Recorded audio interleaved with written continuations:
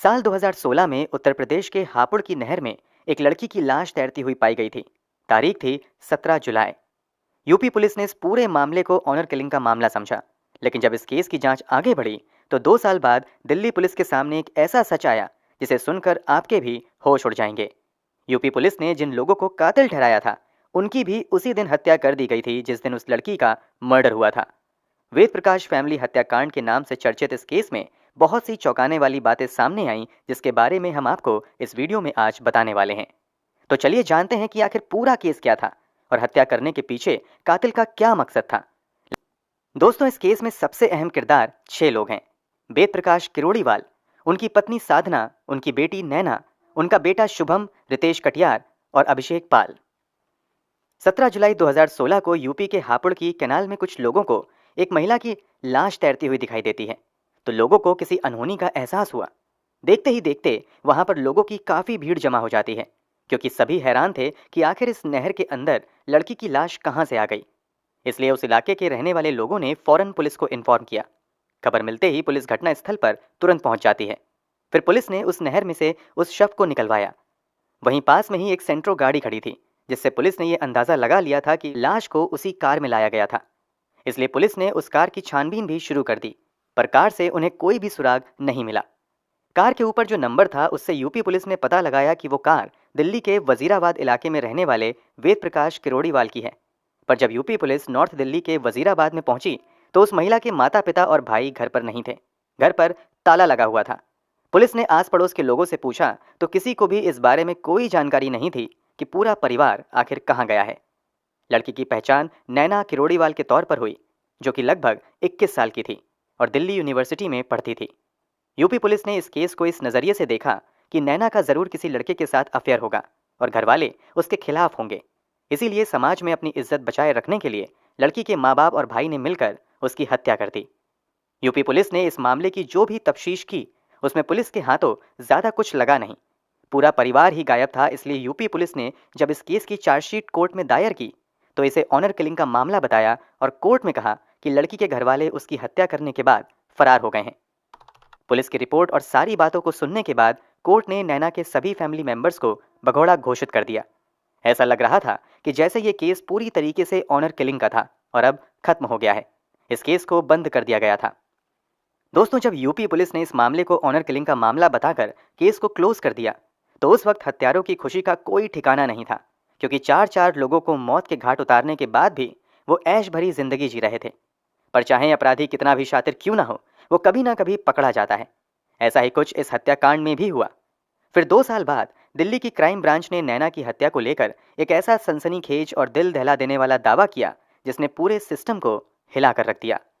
दिल्ली की crime branch ने यह दावा किया था कि नैना का परिवार कहीं भागा नहीं है, बल्कि परिवार के चारों सदस्यों का बेरहमी के साथ कत्ल कर दिया गया है। दरअसल दिल्ली क्राइम पुलिस को एक दिन इस केस से जुड़ा हुआ एक ऐसा राज पता चला जिसने इस पूरे मामले को पलट कर ही रख दिया। तफ्तीश के दौरान पुलिस को जो बातें पता चली वो बहुत ही चौंकाने वाली थी। हत्या के 2 साल बाद सिर्फ एक सुराग ने सारी बाजी पलट कर रख दी और उस वजह से ही कातिलों का भांडा फोड़ हो सका। अब आप जरूर ये सोच रहे होंगे कि मर्डर के 2 साल बाद दिल्ली क्राइम पुलिस को आखिर कौन सा राज पता चला जिससे पुलिस कातिल तक पहुंच सकी। दोस्तों, शुरुआत में हमने आपको बताया था कि इस कहानी में 6 किरदार अहम थे। अभिषेक और रितेश के अलावा 2 नाम और सामने आए इस केस में, मनोज बावला और सोनू।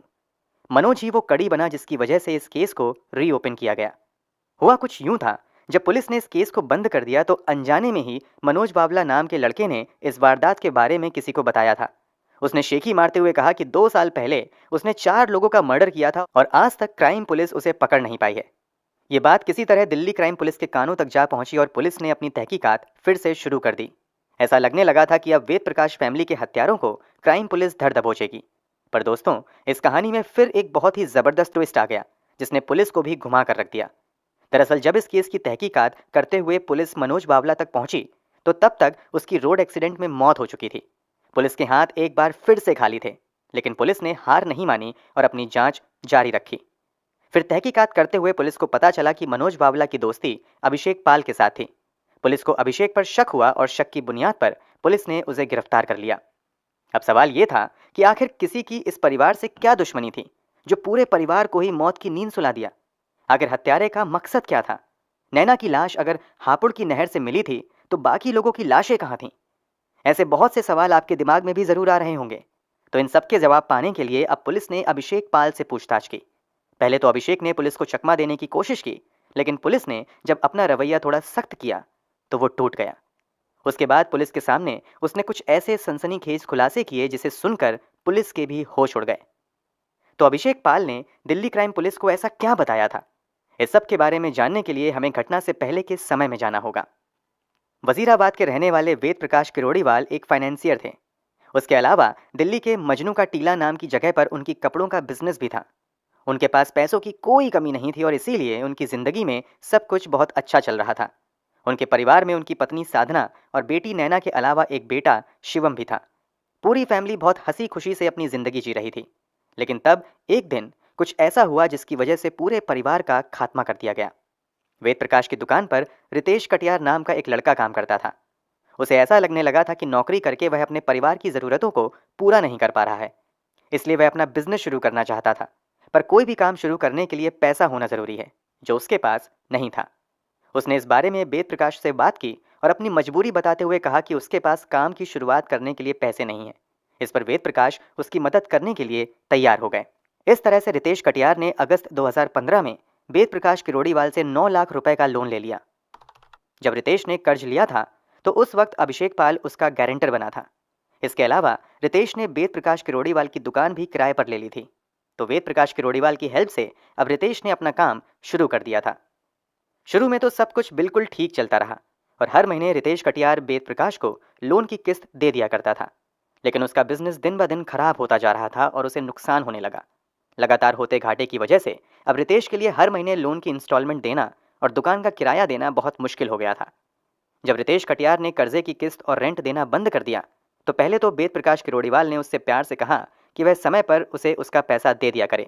लेकिन जब रितेश कटियार के सिर पर जू नहीं रेंगी तो उसने फिर उसके ऊपर अपने पैसे वापस लेने के लिए प्रेशर बनाना शुरू कर दिया। इस बात को लेकर दोनों में आए दिन बहस होने लगी। पैसों की वजह से दोनों के बीच में बहुत ज़्यादा कड़वाहट आ गई। लेकिन इस परेशानी का कोई हल नहीं था, क्योंकि रितेश कटियार का बिजनेस पूरी तरह से डूब गया था। तो ऐसे में उसके पास वेद प्रकाश को देने के लिए पैसे नहीं थे। रोज रोज की चिक और बहसबाजी से रितेश कटियार बहुत परेशान हो गया था। वह इन सब से छुटकारा पाना चाहता था। वेद प्रकाश अब रितेश कटियार के गारंटर अभिषेक पर भी पैसे वापस करने के लिए दबाव बनाने लगे थे, जिससे वह भी परेशान हो गया था। जब किसी तरह से कोई बात बनती नहीं दिखी तो तब एक दिन इन दोनों ने फैसला किया कि वे इस प्रॉब्लम का कोई बहुत ही अच्छा हल निकालेंगे। उन्हें अब कुछ ऐसा करना होगा जिसकी वजह से ये मामला पूरी तरह से खत्म हो जाए। पर आपको यकीन नहीं आएगा कि इन दोनों के शैतानी दिमाग में एक ऐसा घिनौना आइडिया आया जिसने इंसानियत को शर्मसार कर दिया। अब आगे जो भी आपको इस केस में पता चलेगा वो आपको बहुत ज़्यादा दुखी कर देगा और आप अपनी आंखों से बहने वाले आंसुओं को कंट्रोल नहीं कर सकोगे, क्योंकि अब ये दोनों कुछ बहुत ही खतरनाक काम करने वाले थे। काफ़ी सोचने के बाद इन्होंने प्लान बनाया कि वेद प्रकाश किरोड़ीवाल को हमेशा के लिए मौत की नींद सुला दिया जाए। हत्या की साजिश रचने में इन्होंने 2 किशोर लड़कों मनोज वावला और सोनू को भी शामिल कर लिया था। प्लान के मुताबिक अभिषेक ने अब नैना के छोटे भाई शुभम को ड्राइविंग सिखाना शुरू कर दिया, क्योंकि उसका मकसद था कि वह इस परिवार के करीब आ जाए, जिसमें वह कामयाब भी हो गया। जब इनको लगा कि सब कुछ इनकी योजना के हिसाब से हो रहा है तो तब इन्होंने 15 जुलाई को वेद प्रकाश किरोड़ीवाल की हत्या की योजना बनाई। हत्या वाले दिन यानी कि 15 जुलाई 2016 को अभिषेक पाल लगभग सुबह के 11 बजे वेद प्रकाश किरोड़ीवाल के घर पहुंच गया और उसने वेद प्रकाश से कहा कि शुभम की कार के टायर खराब हो रहे हैं और उन्हें चेंज करवाना ज़रूरी है। उसने वेद प्रकाश को टायर बदलवाने के लिए अपने साथ टायर की शॉप पर चलने के लिए कहा। बस फिर क्या था, वेद प्रकाश अभिषेक के साथ टायर वाले की दुकान पर जाने के लिए घर से निकल जाते हैं।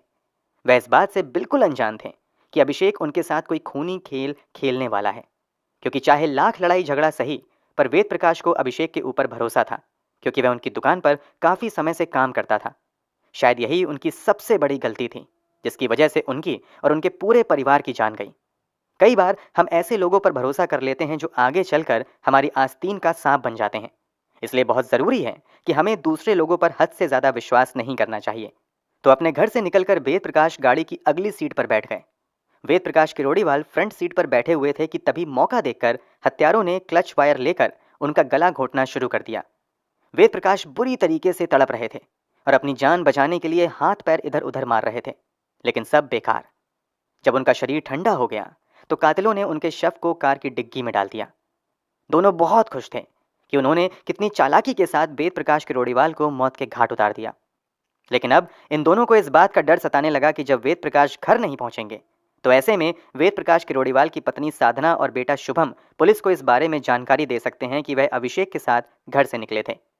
बस इसी डर की वजह से इन दोनों ने फैसला किया कि वो इस पूरी फैमिली को ही निपटा देते हैं। लगभग दोपहर को 2 बजे इन दोनों ने शुभम को कॉल किया और उससे कहा कि तुम्हारी कार के टायर सही हो गए हैं, तुम आकर एक बार गाड़ी चलाकर देख लो कि टायर सही हैं या नहीं। शुभम को इस बात की जरा सी भी भनक नहीं थी कि कोई इस तरह धोखे से बुलाकर उसकी हत्या कर सकता है। वह उनके पास चला जाता है। शुभम की हत्या भी ठीक वैसे ही की गई जैसे वेद प्रकाश किरोड़ीवाल की गई थी, यानी कि उसका मर्डर भी क्लच वायर से किया गया था। गला घुटने की वजह से और सांस रुकने की वजह से शुभम ने दम तोड़ दिया। उसका मर्डर करने के बाद अभिषेक और रितेश कटियार ने उसकी बॉडी को भी पीछे डिग्गी में रख दिया, जहां पर पहले से ही वेद प्रकाश किरोड़ीवाल की बॉडी रखी हुई थी। दोनों बाप बेटों का काम तमाम करने के बाद अब इन दरिंदों ने अगला निशाना वेद प्रकाश किरोड़ीवाल की पत्नी साधना को बनाया। शाम हो चली थी और उस वक्त वे फिर से वेद प्रकाश किरोड़ीवाल के घर पहुंच गए और वहां उनकी पत्नी साधना से झूठ बोला कि उनके पति का एक्सीडेंट हो गया है और वह हॉस्पिटल में है। अपने पति की एक्सीडेंट की खबर सुनकर साधना परेशान हो गई और वह उन दोनों के साथ घर से निकल गईं ताकि जल्द से जल्द अपने पति के पास पहुंच सकें। लेकिन बेचारी साधना को क्या पता था कि उनके पति और बेटे का तो पहले से ही कत्ल कर दिया गया है और अब उनकी बारी है। साधना को मारने के लिए भी उन्होंने उसी क्लच वायर का इस्तेमाल किया जिससे उन्होंने वेद प्रकाश और शुभम को ठिकाने लगाया था। अब केवल नैना बची थी। लगभग रात 9 बजे के करीब दोनों आरोपी वेद प्रकाश के घर फिर से जाते हैं और नैना को वही एक्सीडेंट की झूठी कहानी सुनाते हैं जो उन्होंने उनकी मां साधना को सुनाई थी। नैना भी उनकी बातों में आ जाती है और उनके साथ घर से निकल जाती है। रास्ते में नैना की भी क्लच वायर से गला घोंटकर हत्या कर दी जाती है। एक हंसता खेलता परिवार कुछ ही घंटों में मौत की नींद सुला दिया गया था और हत्यारों को अपने किए पर ना तो कोई शर्म थी और ना ही दुख। ऐसे लोग इंसान कहलाने के लायक नहीं होते। वो अपने किए हुए कांड के बारे में अफसोस तो तब करते जब उनके दिल में थोड़ी सी भी इंसानियत होती। जब उन्होंने उस पूरे परिवार के लोगों को खत्म कर दिया तो उसके बाद वे उस कार को लेकर एक स्कूल में गए जो सुनसान था और वहां पर कोई भी आता जाता नहीं था। चारों लोगों के शवों को वे वहीं पर फेंक कर वापस आ गए।